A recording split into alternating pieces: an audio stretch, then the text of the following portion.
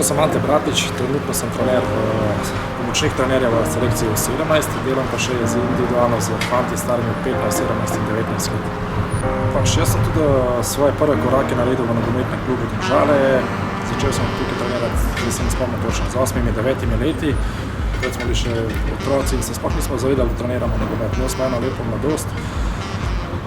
Ni bilo tazga pritiska, ni bilo takih staršev, kot so zdaj. In takrat na ta leta me najvežejo najlepši spomini. In tukaj smo gradili eno zelo uspešno zgodbo, sicer v drugi mladinski ligi, ampak smo se borili do zadnjega kola za prvaka in tudi zelo eni res lepi spomini, več ali manj sami Domžalčani, dobra klapa in ta ambient ne boš nikoli pozabil. To ti ostane za cel življenje v spominu in nekako se počutim v Domžalah najbolj, ker to je moje mesto, moj klub in najlepši mi je kleno. Tako da to je res en lep obdobje.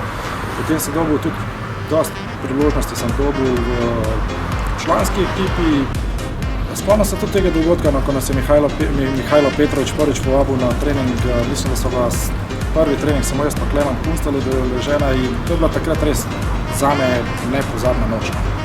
Že tisto, ko sem mi rekel, da prijem zjutraj na članski trening, vem, da celo noč nisem mogel spati, da sem sam razmišljal o tem. In se spomnim, da sem dobil priložnost proti Olimpiji, in sicer igral sem prvi polčas, dal sem gol Olimpiji. To so take občutki, ki ti ostane za cel življenje v spominu. Je bila pa to res ena velika čast, da si sploh prišel na članski trening, da si sploh občutil glavno igrišče, da si... To je meni nekaj največjega. Potem sem prišel v člansko ekipo, ampak se mi je zgodila ena stvar, bil sem naiven, bil sem po domače povedan okrog prinašene in sem nasedel na eno foro, da sem v krivici zapustil nogometni klub Domžale in srečo iskal nekje drugje, ampak vse to so bile več ali manj napake.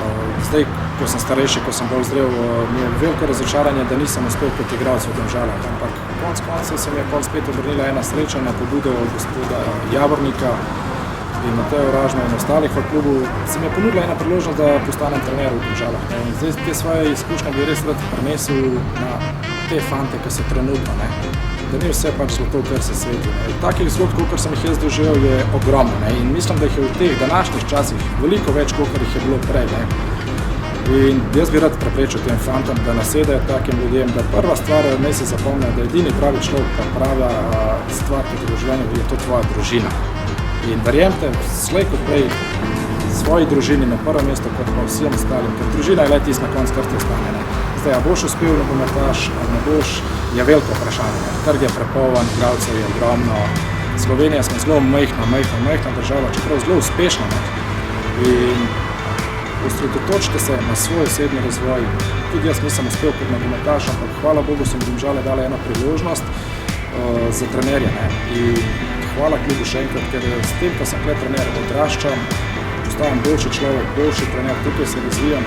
Zame pa za moj osebni razvoj sem pa videl eno veliko priložnost, ker v Domžalah sodelovati s takimi mojstri, s takimi trenerji, se učiti od enega Rožmana, Džeranoviča, Birjukova in vseh ostalih, kjer smo zraven, Javornika. Jaz mislim, da kot trener lahko zelo veliko napreduješ v Domžalah in zame je bil to eden izmed največjih izzivov in ciljev. Za poklic trenerja sem se odločil z enega razloga, to rad počnem, cel življenje sem v tem in tle vidim ena svoja svetla prihodnost, če bo nikoli ne moram reči, da bom uspešen trener, kaj je uspešen. Eni trenerji so zelo uspešni tudi, če delam z ekipo U10, U12, U14, ampak to mi daje največje zadovoljstvo, največjo srečo, srečen sem v tem in osrečuje me to. Ne vidim drugega poklica, kateri bi me lahko toliko zadovoljil, kot me to. Vsak dan si povezan z nogometom, z otroci, doživljaš lepe trenutke, slabe trenutke, ampak vse to te žene naprej in se ne mislim zaustaviti na tej poti.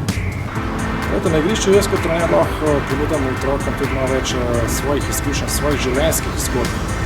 Igral sem tudi na Švedskem, v Avstriji, hodil sem marsikaj, ampak življenjske zgodbe so te, ki pojačajo in ki te nareduješ še boljšega. Sicer ne bo veliko igralcev iz te generacije uspela, ampak moja naloga je, da jih osveščam, da ni nobene tragedije, če ne postaneš profi nogometaš. Da se razvije kot človek, da se razvije kot športnik in da ostane v športu. Zato tudi jaz nisem uspel kot nogometaš, ampak želje so mi, da uspem kot trener. In na teh potih se ne bom zaustavljal. Mi je pa ena velika želja, da bi enkrat kot samostojni trener glih na tem stadionu vodil ekipo in da me pride gledati moji Domžalčani, moja družina, katera mi še zdaj stoji ob strani in ki me res maksimalno podpira in mislim, da to je ena zdrava pot.